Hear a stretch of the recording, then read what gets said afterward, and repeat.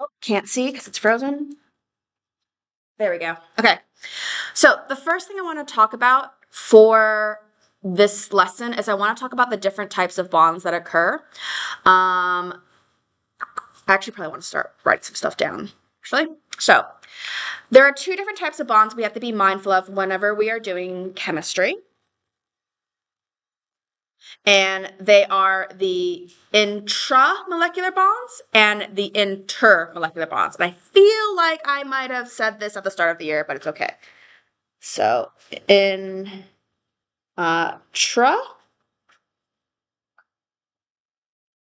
molecular forces or bonds. And then the other one that we talk about was the intermolecular forces.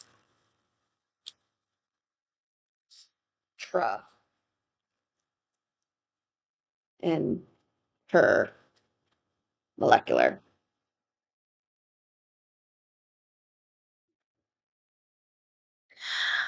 The idea is when we are talking about the intramolecular forces, these are bonds that are between atoms.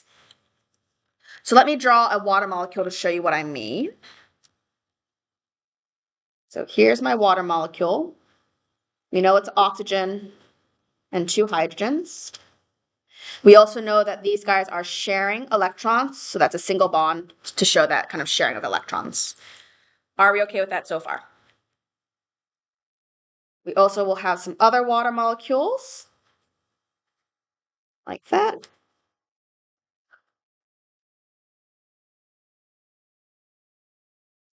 All right, so the intramolecular forces or bonds, we're talking about these guys here. So the bonds between atoms.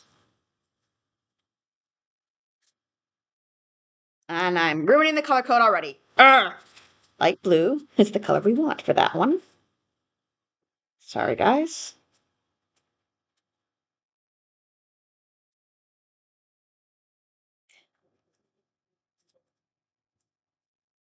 I'm trying to spread, I'm capitalizing the TAR. It's not actually how you're supposed to write it. I'm just trying to emphasize the difference between these two bonds. So intramolecular bond, that's talking about between atoms.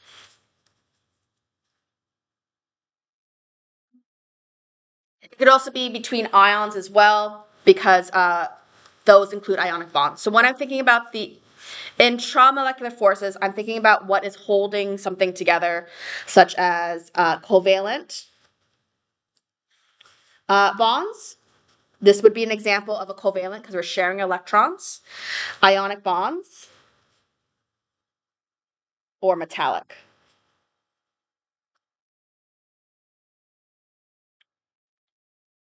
Now, these intramolecular forces or bonds, these are very strong. So they're going to require quite a bit of energy to break. So that's why I think traumatic to break. So you're going to have a lot of energy in order to do that. Also, when I'm breaking these bonds, what I would then typically be seeing is chemical reactions. Now, it does depend on what we're doing, but that's the kind of gist of it. Intermolecular forces, we are talking about the forces between my molecules.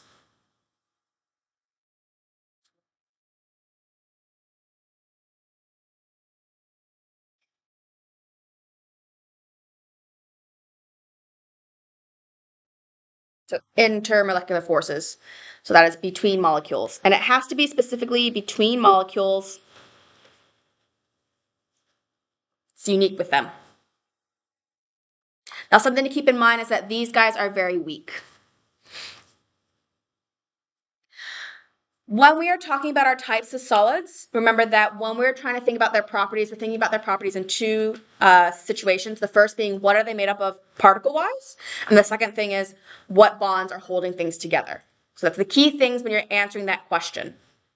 So the other thing that kind of falls into place here is when we're thinking about these different types of reactions, which ones are going to be responsible for phase changes and which ones are going to be responsible for chemical reactions. These guys here, These bonds can both be used for phase changes or chemical changes. With the covalent network, it only applies if we're talking about the covalent network. When we're talking about covalent molecular, it gets a little bit more complicated because there's two different bonds present. So in a covalent molecular, if we are breaking the covalent bonds, the intramolecular forces, you are doing chemical reactions because we're actually breaking and rearranging what we have substance-wise. If we are talking about covalent molecular and we're talking about phase changes, we're talking about breaking the intermolecular forces. And I'll talk about this again later when we get more into the types of properties for that one. But that's something just to keep in mind. So it's really important to know these different types of forces. When you take level 3 chemistry, this one we learn more about and the different types that fall into that category. But for all intents and purposes, the only thing you need to know is intermolecular forces. We also call them van der Waals forces. That's another name you might hear them being called by. And in the intermolecular forces, you also have a category called hydrogen bonding, which again, we'll talk about later.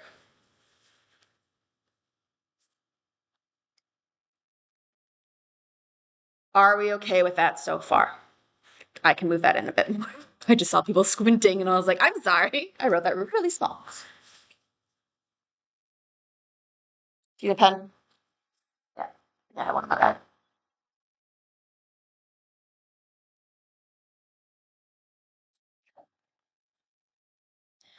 Right.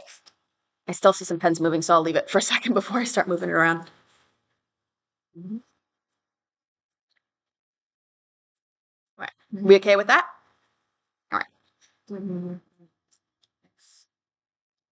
All right. Can I move it? I'm just gonna leave this to you guys. That's the nice thing about sitting at the front table is that you just grab my notes if you're not done. Okay, so the reason why I wanted to refresh that is because I want us to look at the different types of bonds and how we then get the distinguishing between these two things here. So you have to think about those intramolecular forces as kind of a spectrum of bonds. Okay, as a spectrum. Now, when we talk about an ionic bond, we're talking about an electron being transferred from one atom to another. And in that process, losing the electron makes a positive ion, and then gaining the electron makes a negative ion.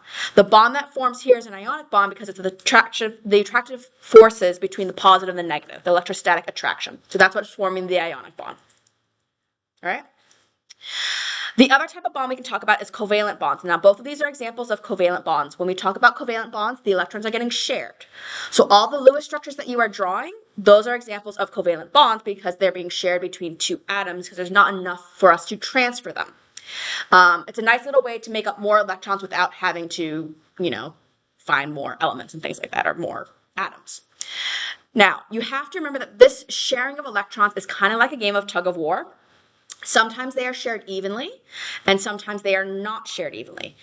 So this is an example of something that's being shared evenly, and we call this nonpolar when they're shared evenly. Because if they're shared evenly, the distribution of charge is the same around the molecules.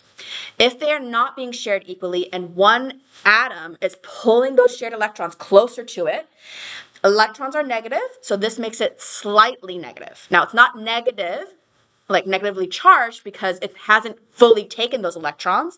It's only a slight negativity. That's why we use the delta Greek symbol there.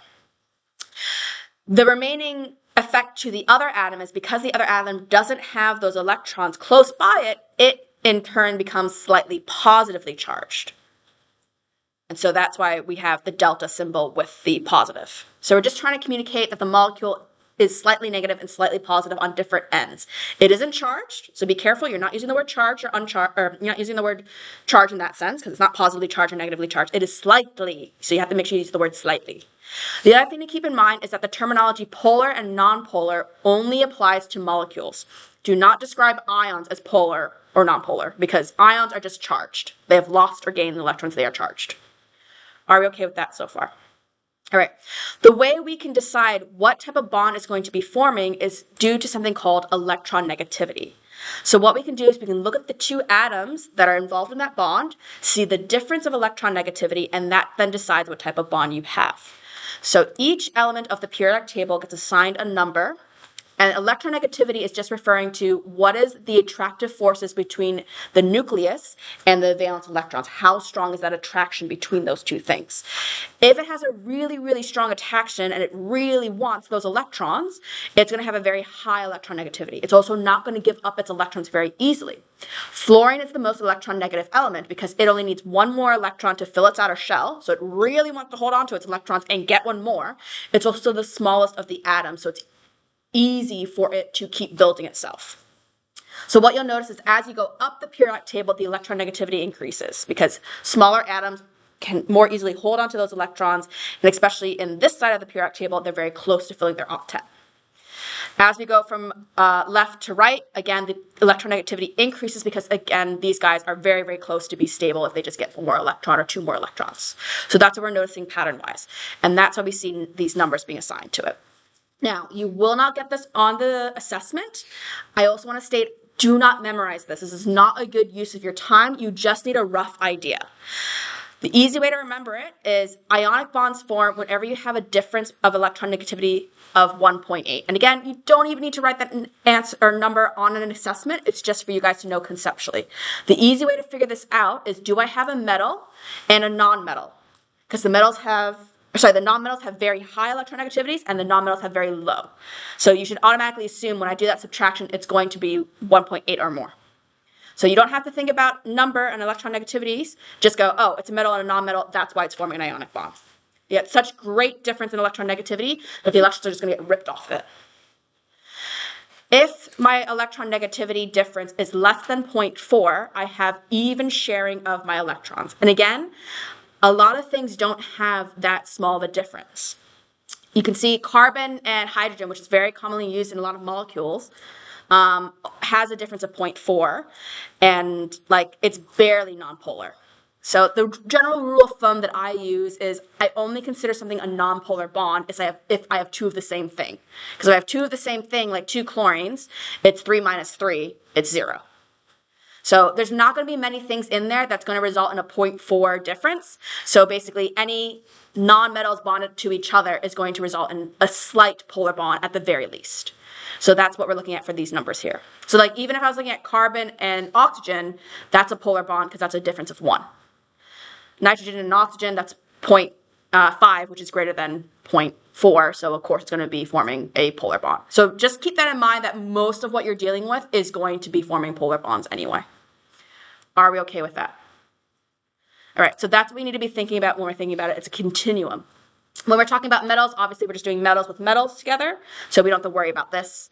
But for ionic covalent, that's where we're thinking. All right, any concerns, questions, or comments? Are we good? All right. So that gets our weekly check-in and our board notes down. So I want you guys, there are 2 simulations I want you guys to look at.